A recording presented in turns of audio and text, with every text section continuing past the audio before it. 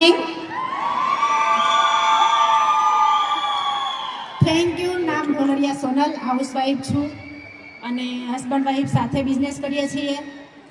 તો વાત કરું તો એક સિમ્પલ હાઉસવાઈફ હતી. 4 દિવાલની અંદર સિલાઈ મશીનનું કામ કરતી હતી.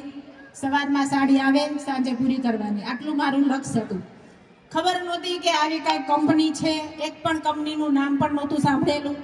અને મારી લાઈફમાં વેસ્ટીજ આવ્યું. એક પાર્લરમાં ગઈ હતી તો ત્યાં મારા ગ્રેટ અપ્લાયન, એના માટે એકવાર જોરદાર તાલી જગદીશભાઈ ખોખરિયા, કે જેમના થકી આજે મારી લાઈફ આ પ્લેટફોર્મ અહીંયા સુધી હું ભૂગી. તો એના સપોર્ટથી એણે પ્રોડક્ટનું કંઈક કીધું તો 2-3 પ્રોડક્ટ વાપરી. પ્રોડક્ટ વાપરવાથી સારી લાગી. પછી એવું થયું કે આ પ્રોડક્ટ વાપરવાથી પૈસા પણ આવે. તો કીધું કાંઈ નહીં, ટ્રાય કરીએ.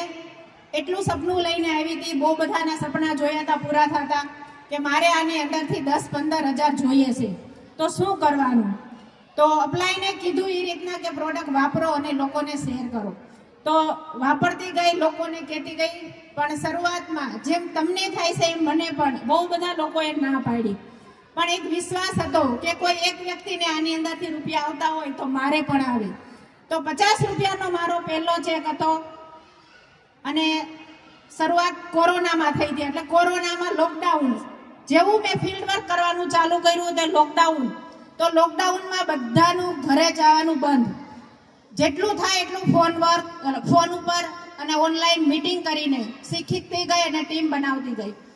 કોરોનામાં જ્યારે બીજી લહેર આવી કોરોનાની, એપ્રિલ મહિનામાં મારા હસબન્ડને 65% કોરોના. અમે 15 દિવસ સુધી હોસ્પિટલમાં રહ્યા. ઘરે આવીને ક્વોરન્ટાઇન, 1.25 મહિનાનો આરામ. દુકાન પણ ઘરની હતી, બહુ બધું રોકાણ હતું. 1 મહિનો દુકાન બંધ રહી તો ઇન્કમ 0 થઈ ગઈ.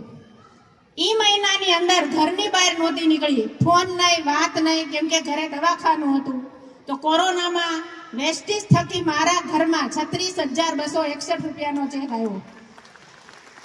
એટલે ખબર પડી કે અહીંયા સિક્યુરિટી છે.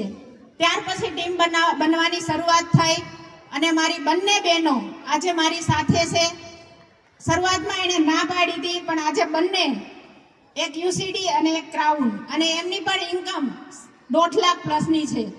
તો એવી રીતના શરૂઆત થઈ, ટીમ બનતી ગઈ, બહુ બધા લોકો આવ્યા ગયા, પણ ટકી રહી કે નહીં, અહીંયાથી બહુ મોટા સપના છે. તો આજે એ જ ચેક 2,25,000નો છે. આની અંદરથી 11 લાખની ગાડી, 2 ફોરેન ટૂર. ક્યારેય પ્લેનમાં બેસવાનું સપનું નહોતું જોયું. આજે દર વર્ષે વેસ્ટીજ થકી પ્લેનમાં ફોરેન ટૂર કરીએ છીએ.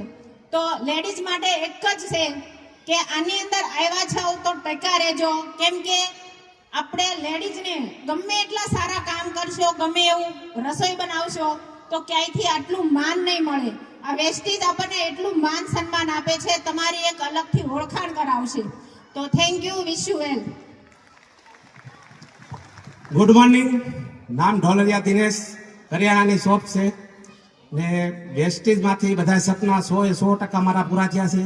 ને વેસ્ટીજમાંથી અમે જે ધાર્યું નહોતું એથી 10% ઝાઝા અમને વેસ્ટીજે કંપનીમાંથી પૈસા પૂરા કર્યા. બસ થેન્ક યુ.